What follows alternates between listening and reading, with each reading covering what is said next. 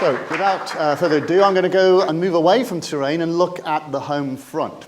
Now, I do use Twitter. There's my Twitter, whatever you call it, name at the bottom. And I put this slide on this morning, and I received some comments, it's not forgotten at all. But my point here is that the home front in the First World War is not as well known as the home front in the Second World War. Everybody knows that in the Second World War, the whole nation was mobilized in order to handle the threat. So what I want to do today is to take you through a few themes. I want to look, first of all, at the context and then go through and examine some of the principal themes of that home front. Now let's remind ourselves about Edwardian Britain. And yes, we do tend to think of Edwardian Britain as continuing onwards into the Georgian era. We're thinking about it as an age of exploration, of swagger, if you like, of Captain Scott, of Shackleton, of heroic ideals. Also of historic architecture, the architecture of the major industrial cities, the big town halls, city halls of Birmingham, of Manchester, of Glasgow, that kind of thing. We also understand the nature of the politics at home, the context of unrest in terms of the suffragette movement and also Home Rule for Ireland. And importantly, we examine the fact that Britain was embedded directly into Europe through the Entente Cordiale, the last time really that a British monarch got involved in some direct diplomacy. So I'm not going to spend an awful lot of time considering the outbreak of war, but we do know and we do consider just how important Britain's navy was to Britain. And so a trio of super dreadnoughts. Now, of course, that's of direct relevance to the East Coast here, where, of course, the bombardment, controversially, did not involve a response necessarily directly from the Navy. So I'm from Merseyside originally, so although I'm on a different coast, I thought I would illustrate the fact that Edwardian Britain had this element of swagger through a World Heritage Site, the Three Graces of the Liverpudlian skyline. Built, certainly two of them, built as part of this Edwardian grandeur. Look, we're here, we're important, this is what we're all about. And I'd like to put up this idea of Britain and the red splash of colour that goes right the way across the world's globe. Perhaps not fashionable to consider this now, although I'm glad to say that in my son's school they are studying the aspects of this. We can understand how the Central Powers really were sandwiched between the Allies, and we can see the influence of Britain really in all hemispheres. So Britain had a position in which it felt it was never going to be threatened at home. So the home front develops during the war. What's interesting about this piece of bunting, you've already heard that I like material culture, and you'll see some elements of that through this tour. The interesting thing about this bunting is that it is based upon the white ensign, the traditional flag of the British Navy. And we can see here Britain defending and allied with its two partners from the Triple Entente of France and Russia, and defending poor little Belgium. So remember Belgium, we are here, of course, to remember Scarborough. So what I want to do is to take you through and look at some themes. Why do I think it's forgotten? Well, I think although some of the big themes are well known, and certainly over the last few years, there's a lot of discussion about certain aspects of that, really other aspects are less well known. I want to first off talk briefly about the Defence of the Realm Act, the levels and laws of control which still have an influence today. I want to, of course, examine the citizen army. That had a really major effect on the home front.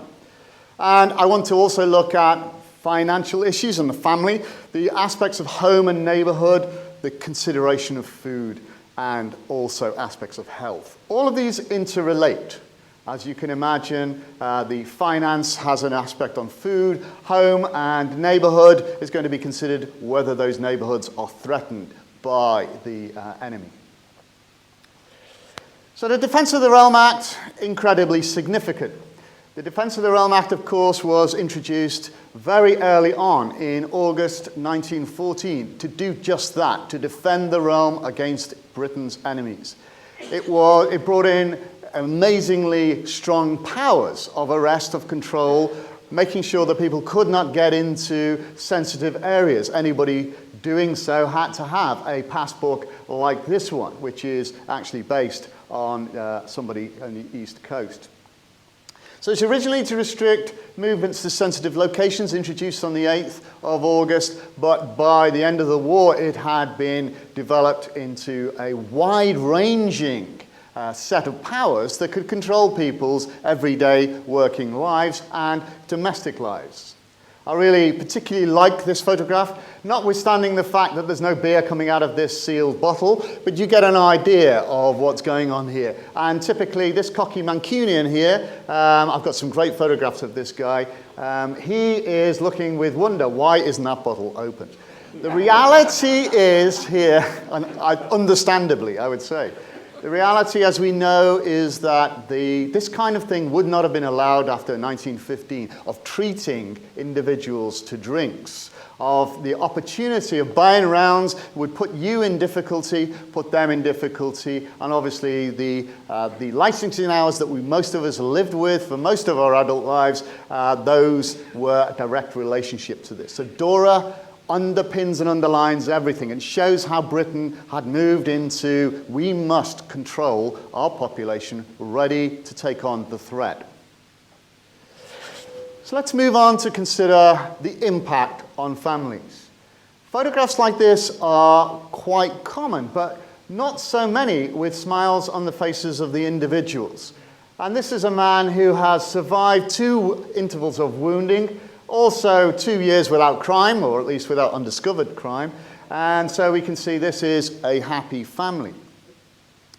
Family life was directly disrupted, just as it was in both world wars. But this is the first time Britain was directly threatened, well, at least for 100 or 2 years. The mass recruitment that created the citizen army, I'm not saying this gentleman was one of those volunteers, but who knows? That affected directly the individuals at home. So they were far-reaching.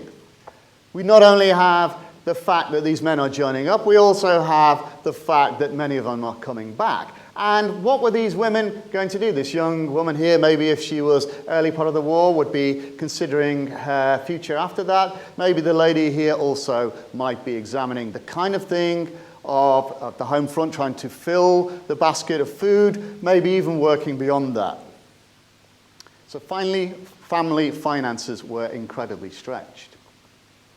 Now, as I said, I'm from Merseyside. This is Port Sunlight, which of course was built by the Lever brothers in order to give model homes for the people, to give enough space, to give greenery, to ensure that the workers were happy, sound at home. But this was not the reality of Edwardian Britain. Edwardian Britain was more like this, another happy, smiling family. Every single one of these photographs tells you something.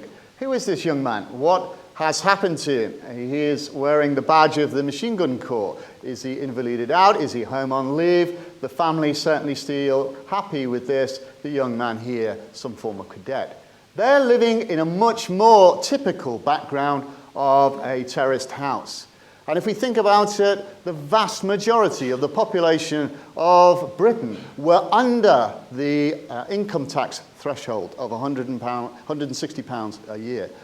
80% of the population were in that position. So there was very little taxes coming to the government, and the vast majority of them were finding it very, very difficult to survive during the heightened times and difficult times of the war. Fortunately, the Liberal agenda in 1906, when the Liberals came to power, meant that families had some background. So young children were getting free healthcare. There was a possibility of healthcare through schools, and there were also rudimentary elements of medical insurance for people in employment, as well as sick leave. That's what I was trying to refer to. So there was a national health insurance development. So this meant that in the opening days of the First World War, the infant mortality rate had shrunk and had been decreased by 38% in this part of preceding the First World War. So Britain was a healthier nation, but still, if you were out of work, you were in difficulties. So those men out of work would join the army, perhaps. We know, any of us who are interested in the Western Front will know about the idea behind the recruitment drive through Kitchener. So this is one of those posters that doesn't exist. You've heard of those, have you not? The ones with Kitchener's pointing finger, with "Your country needs you," that is never, of course, issued. This is in my possession. It does exist. It was used. It is found on billboards. The difference with this one, though, is that this one has the rates of pay and the separation allowances, which were important to the soldiers. What would happen to them if they went away and were killed? What would happen to them if their families were left behind?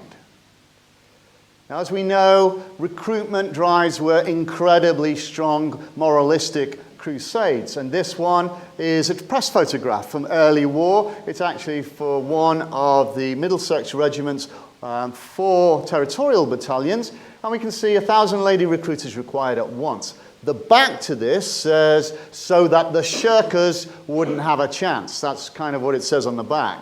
So this is showing you the kind of moral blackmail that was being applied to the citizen army. And we can see people like Vesta Tilley, who was honoured after the war for her services, dressing as a soldier in various different guises. I like this particular one here, you know, with the mud of the trenches, the souvenir, and the earnest look. She was seen to be the best recruiting sergeant. She would be on a stage such as this, singing her songs and imploring those young men in the audience to come and join. Every single one of these things was meant to tug at the moral structure and fibre of the soldiers. So this one, we can see this is a parliamentary recruiting committee, which was an all-party committee intended to, again, pressurise men to join. Be honest with yourself that your so-called reason is not a selfish excuse.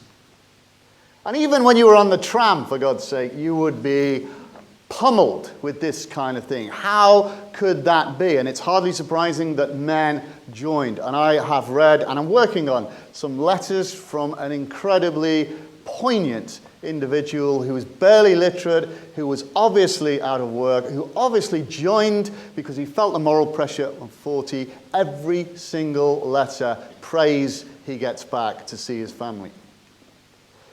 Now again, every aspect of this is going to have some reference to Merseyside in it. Obviously, we've got the Liverpool Pals, the first of the Pals battalions. I don't have to go into detail on that. You understand the context behind those. So the family was under some kind of cosh because equally every single one of these individuals being employed to join. Here we can see a young family, a young couple. You can see the hope in their eyes. You can see that this young man here in his relatively ill-fitting uniform, and you can see that this is a wartime marriage. Of significance to them is this, again, rates of separation, of a payment, if you were an ordinary soldier, of about 12 and 6 to the lady at home, and that would require 3 and 6 from you, again, if you were an ordinary soldier. So you would have to put that aside. No matter what else you had, you would have to give more money if you could. So separation allowances, really quite significant for those families at home. In the early part of the war, there was a dramatic increase in the number of marriages. And at the end of the war, there was a 3-fold increase in divorce. Men that came back, obviously, a majority of them came back in some form or other. Most of them unwounded. Many of them, obviously, were wounded. And those men who were wounded would be graded according to their percentage disability. This man, Mr. Muckle, who had 25% disability, only had a proportion of his wages and a pension. He came back before the war's end and therefore received a pension during that. So let's not forget that these men who came back during the war were coming back, some of them, with disability that disallowed them from carrying on their work, and family finances were really pressurized. And everybody, of course, was worried about either receiving, if you were an officer, a telegram, or if you were an ordinary soldier, the pro forma letter saying you were wounded, saying that your loved one was killed. You can imagine what that must have been like. These 2 telegrams to one lad in Birkenhead, my hometown. Fortunately, he survived. But 3 such telegrams arrived at the door in that town. So let's move on to the financial aspects. This is what's commonly known as a Bradbury. This is the only one I could afford because they're quite expensive. That's why it's got a big rip down it, but I kind of like that as a context. These were issued again on the 7th of August. These were treasury notes. And what the idea was, hold on a minute, we need to pay for this war, and the only way we're going to do that is through gold. And if people hoard gold in times of war, we're going to be in difficulty. So the banks closed for longer than they could to stop a run on the banks, and these notes were issued. The Bradbury was issued. So again, the idea that, hold on a minute, we need to pay for the war. The war cost £1 million a day, I think, maybe. I can't remember the actual rate, but certainly £1 million per unit time. And by the end of the war, it was 5.7 million. So paying for the war meant having sufficient gold reserves, and also meant putting onto those family finances a patriotic duty to get involved in savings. Okay, war savings, war bonds. So we can see the kind of things that were issued here. We've got little stickers that might attract individual families, children or whoever, and war saving certificates in which money had to be put into. We also see the kind of pressure that's being put on the finances at home in terms of rent. Now, this is a rare survivor from the Glaswegian rent riots of 1915. And this one, not being a biblical scholar, took me by surprise when somebody told me that this is from Matthew 7:9, or which one of you, if his son asks him for bread, will give him a stone. So again, what they're saying, they're going out, they're saying, do not take more than you want, than you need. And so in Glasgow, rents were being hiked up as the men were away at the front. This led through the militancy of the women of Glasgow, who took to the streets and who produced posters like this for this one day. They obviously managed to get the government into a panic and got the Rent Restriction Act of 1915. So, power of the people. There were other calls to the purse as well. So these 2 young ladies, Primrose and Ethel from South London, they are with their little flags here, we can see, and this is very typical of those flag days. So people would give coppers and pennies and whatever they could give to get one of these little flags, and they were for all kinds of causes, whether it be for the children of Scarborough, perhaps, maybe for Belgian refugees, maybe for the wounded soldiers, every one of them cheery in this way. The home front was being mobilized to support everybody at home and everybody overseas. And so we can see this Union Jack Club, I think, no, Overseas Club, I beg your pardon, in which children in school bringing in coins in order that they could be sent to give comforts for the men at the front. So we can see the men, sailors, Matlows and Tommies, with their gifts from this. Each one of these Christmas Day gifts, not a football to be seen, by the way, we can see a range of dates, 1915, 1916, carried out throughout the war.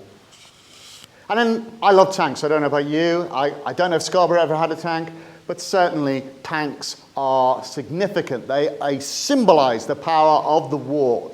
And these toured, a range of 6 of them toured around both the UK and eventually over the United States to get war bond money. So these tanks patrolled round, were the focal point of the nation's giving money, and of course there was something given back to the towns with these metal monsters at the end of the war. There's only one surviving, that is at Ashford in Kent. It was built into it was an electrical substation, that's why it survives, and thank goodness it did. It's still there rather proudly in the street. Okay, so I wanted to give an overview of the family and finance and how constrained that was. Obviously, we need to think about how work was affected by this growth of the citizen army and also the development of the family background. So the Military Service Act of 1916, bringing in compulsion, was significant. We also see that there are a range of conscientious objectors that were on the scene that was causing some dissent within the United Kingdom. I can't really spend a lot of time to discuss that, but clearly we can see that there are more to it in terms of work. Who would be joining that?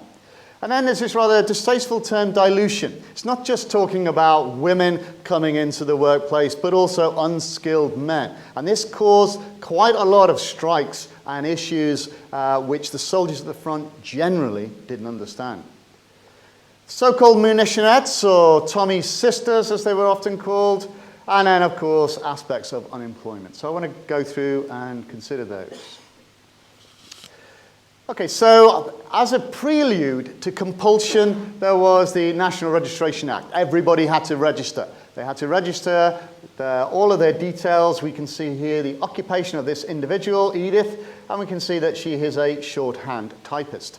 This is what we were trying to do, was to find what the men were doing. 3.4 million men who were potentially available to join the army, but had not yet done so. It led, of course, to the Derby scheme. Lord Derby, brought in as a director of recruiting, thought, well, maybe I can ask men to come forward and attest. Not necessarily come to the forces right away, but come at the relevant time. It was a failure. Men didn't do that. Half of that did, but the other half did not. That brought to the compulsion. But part of that was a recognition of men, primarily men who were on war service. So we see the issue of badges like this one, the first one issued in 1914. The dates on these refer to the fact when this was first integrated. This one, the Admiralty pattern from 1914. If you were working for the Admiralty, you would get one of these badges. It's entirely there to protect you from the attentions of people who might be saying to you, why are you not in khaki? And we can see here the on-war service, a little bit more ritzy, and a plain blast one with the ordnance marking on here. If you're working in the ordnance factories, you should be wearing one of these. Now this is from my grandfather. He was a steelman. He's from the People's Republic of South Yorkshire. In Sheffield, I have half of my family has Yorkshire credentials, so I feel safe here. So we have this is my grandfather, Sidney George Daniel. Okay, so he was exempt because he was a steel worker. He joined, nevertheless, at the end of the war because he loved engines and he worked with SE-5As and FE-2Bs in the RAF at the end of the war. But we're not looking at necessarily those skilled trades. We're looking at the range of mobilization of women. If we think about the Second World War, we're thinking about the mobilization of the total community. All people had some role to play. And what we tend to forget is that this also was the case in the First War. Not just the munitionettes, but all kinds and manner of activities in which women who volunteered with this war volunteer badge from 1914-1918 is an example of one, who would be wearing this showing what they were doing, working in storehouses, engaged in hospitals, behind the scenes, cooks, whatever it might be, whoever they were, they are unsung and largely forgotten. Nobody really knows or hasn't known what that badge meant, but there is direct evidence that this was given, this is part of a scheme of national service that was starting to come in the First World War. And then we have, of course, the munitionettes, or the munition workers. And this postcard really tells it all. Helping to carry on from a munition worker. The badge itself was issued to female munition workers. It wasn't really the same imperative to have such a badge, but the triangle is the triangle of the female munition worker, and we can see the badge proves I'm a worker who can never be dubbed a shirker. This word shirker comes in time and time again. Nobody wanted to be seen to be a shirker on the home front. And we can see here on this piece of crested china, again, the triangular badge. There is an example of one doing her bit, shells and more shells. And there she is with those shells. We know what happened to these. There were 80,000 women involved in some kind of munitions work. And so we're looking at quite a lot of these women engaged, working in this kind of front. So here we can see, interestingly, a group of women from the Royal Ordnance Factory in Woolwich Arsenal. We can see the way in which the women outnumber the men. We can see they're working on a wide range of work, from TNT, explosives, working with milling the particular shells and so on. Interestingly, this is an Indian lady here within this. So there are more issues to race within the UK than you might imagine in the First World War. There are plenty of images of black soldiers, not just Walter Tull. There are others who served in line regiments, and there are forgotten, if you like, women who served as part of a community of women within the home front. They all wear their triangular badges. These gentlemen, I think you can see some of them anyway, wearing the oval badge. Okay, so munitions, work, engagement in this. Obviously, they were being combed out all the time. Steel workers, miners, those are the men who were, of course, vital. But there are also the agricultural aspects. People who worked on the land had to provide the food. Britain demanded 60% of its food from overseas. So if you were now starting to getting towards the kind of war that we suffered in the Second, where ships were being sunk on an alarming rate, bringing in supplies to this Edwardian Britain, proud of its colonial component, able to bring in all of this food, all of a sudden you're an island nation threatened by a strong neighbor. There were also people, human nature, who were bringing in profiteering or hoarding. These were really bad words in the First War.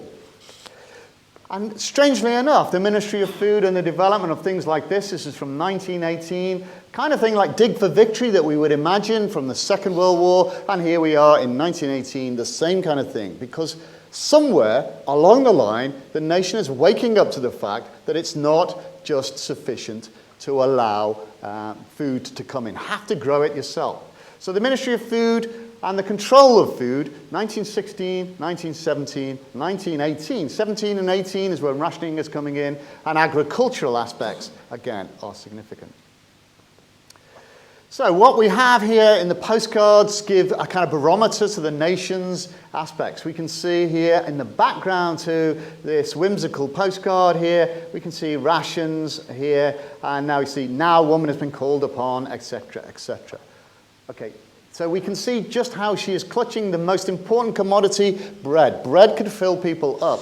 Bread, if you ration bread, you are in real trouble. So bread was never rationed, but was close to being rationed.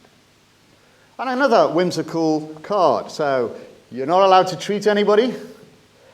These pound notes, no gold. You need things like potatoes, but that would mean you having to go out and grow them. And the vast majority of the nation's sugar prior to the war, 80%, was brought from enemy nations, 20% from allied nations. So what were you going to do without your sugar if you were, like Britain was, kind of addicted to it? So this is a tiny little cup with the sugar ration. There are similar ones for the Germans, of course, and let's not underestimate the power of the blockade on the German nation that had a major effect on the hunger winters for the Germans. But there were similar issues and problems for food resources. So that meant the bringing in of rationing. There was a Ministry of Food in 1916, and what happened there was trying to control it a little bit, trying to hope that we could centralize individual stocks.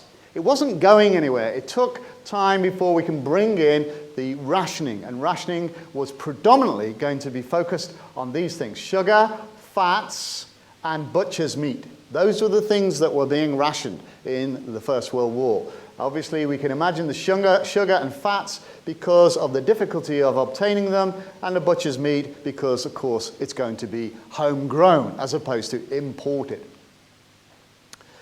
And on the land, if you have difficulty, you have lots of men working the land, then maybe you could be sending women out to work the land. Because this is labor, skilled labor, women who could turn their hand to anything on the land so long as you give them the chance to do so.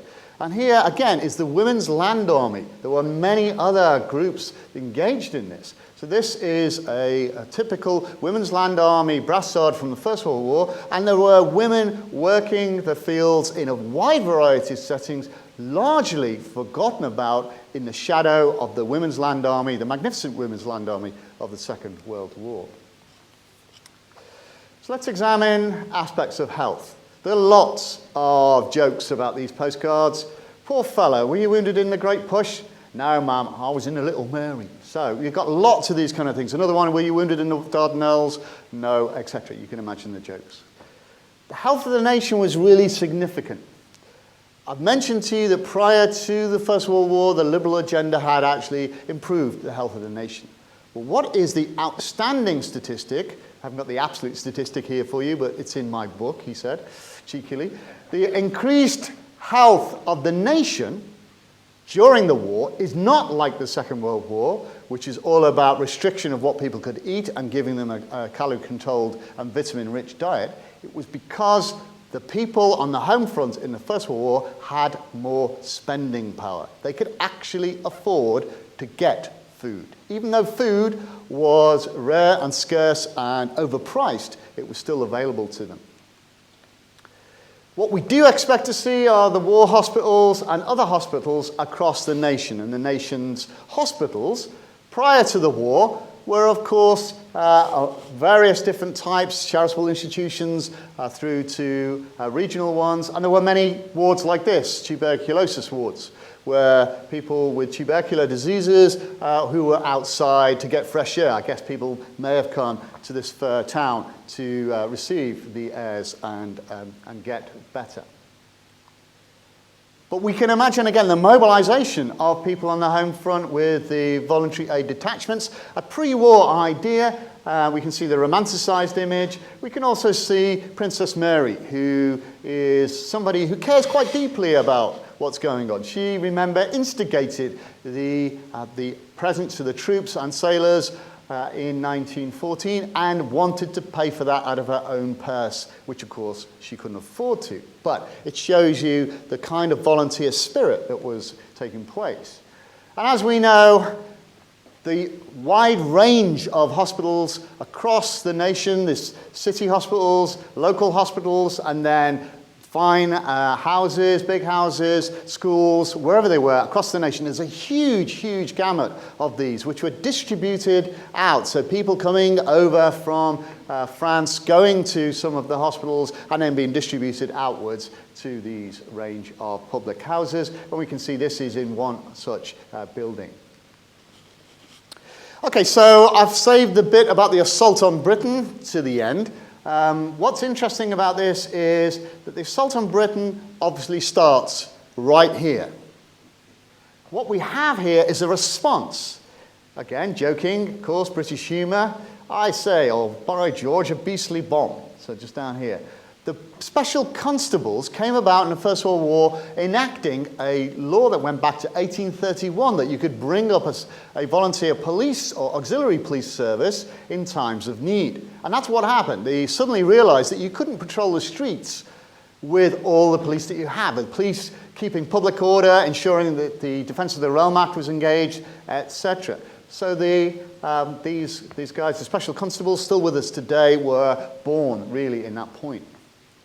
So if we look through the array of the direct assault on Britain, we can see the building nature of that, the naval bombardment which Scarborough, Whitby and Hartlepool suffered. We can see the invasion scares that came about from that. We can understand then the Zeppelin attacks, again, eastern counties being threatened by these big gas banks, and then the Gothas after that. And we'll examine briefly how the defences were put in place. So this badge here is very interesting. It represents on this one, it is obviously a representation of the Iron Cross, the preeminent medal for bravery in Germany. You did have to win this. You couldn't be given it with the rations. And what is happening here is that nobody directly knows who produced these. But what we can see is a huge propaganda episode or event. The British were much more adept at propaganda than the Germans were. For culture, the idea that the Germans were cultured individuals and yet the Huns and barbarians who were marching across the fields of Flanders and were destroying the cathedrals, and they were taking out all of the cultural assets like Hartlepool, Scarborough, and Whitby. So what we can see here is the audacity of the German Navy to do this. Now, we know the reason why, and I'm sure you've heard this. The idea, of course, being, let's tempt the British Navy out by taking on the British East Coast. Of course, Hartlepool managed to bloody the nose of the German Navy because it had enough preparation and guns. So here's a fragment of shrapnel from that bombardment. We can see it's quite a big piece. This is from the collection of Jeff Bridger, who kindly sent me the photograph. And we can see Hartlepool's bombardment, December the 16th, 1914. We can't underestimate what that must have felt like and the audacity of the Germans in doing that and how the people who suffered here must have felt. But it laid the way for the future. Once you start bombarding civilian targets, there's no end to that, as we know from the Second World War. And so straight away we're into the business of using these Zeppelins. Very efficient, perhaps, subject to the wind, capable of being driven off course. Now, I've been working on some letters from some soldiers who were sent to the East Coast, down in East Anglia, to defend the East Coast in the wake of what had happened in the bombardment, the failed one at Great Yarmouth, and then, of course, the more tragic one that occurred on this coast, further up in Scarborough and in Hartlepool and Whitby. The Zeppelin started to come over, and those young men are looking up and seeing this gas bag floating overhead. So we can see that even this, the midnight assassin of this coming over and dropping bombs on men, women, and children, old men perhaps, who are in their beds. How can this be? We can see it graphically displayed here, the cultural aspects and the destruction. Now and again, and over the area of the United Kingdom, we can see records of this. This is from Farringdon. In London, we can see these premises were totally destroyed by a Zeppelin raid in September. And what we know is that up until Leif Robinson managed to bring down the Zeppelin or the Schutzlang, that was an open threat. The British were incapable of sending aircraft up to do the job. It was up to Leif Robinson, who first managed to knock one of these things out of the sky, and then they started to go continuously. So the Squadron 39 that was capable of actually taking on these started to build up tactics that could take on the Zeppelins, meant that the Zeppelins were no longer seen to be something that was capable of bombarding Britain. So here we can see the Zeppelin brought down in flames at Potter's Bar in October 1916, the L-31. And there are some horrific images of the charred and dead airmen and naval airmen who were taken down with this. Not that that seemed to matter to the local people, who spent time scouring the nation looking for fragments of this. I noticed on the film just before the bombardment of the area of Scarborough that there were people going through the rubble. I'm fairly certain they were looking for shrapnel. I was fairly certain of that. And that was a collecting issue in the Second World War too. Now this one's got all the wrong things. It says it's Cuffley, it says it's L31, it says that it's in September the 22nd. These, if they're from Cuffley, this is from Leif Robinson's one. If they're from Potter's Bar, then it's L31. Either way, these are fragments of Zeppelin. And you can see the great difficulty of the Zeppelin that's going to burn and everything around it is going to melt. So the threat was real. And the threat meant that the British were open to this until they could get their defences in order. They needed some kind of insurance. So in 1915, the government passed an act which allowed for the government aircraft and bombardment insurance scheme.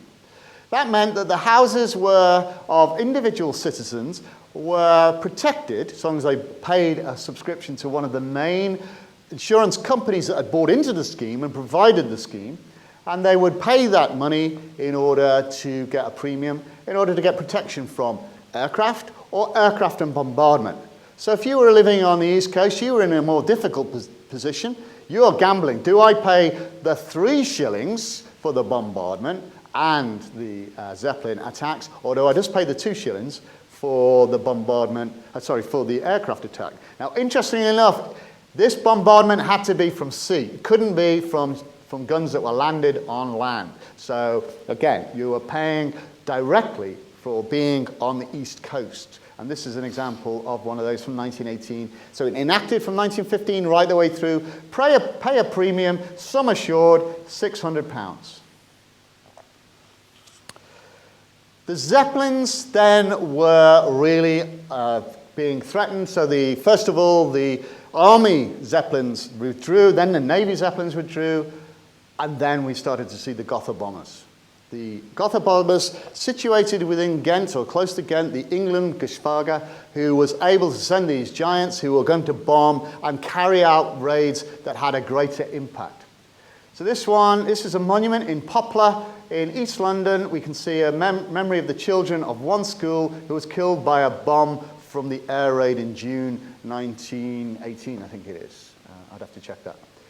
The reality is that these tragedies of the bombing campaign, the first aspect of bombing civilians within the cities and towns of England, mostly England, we can see how that was starting to become a terrorizing aspect. You might have insurance, you might have the squadrons of the Royal Flying Corps and later the Royal Air Force at the end, but really, the tragedy of it is that young children on kindergarten age were killed in this one school on the first raid, I think it was 30th of May, first raid over London.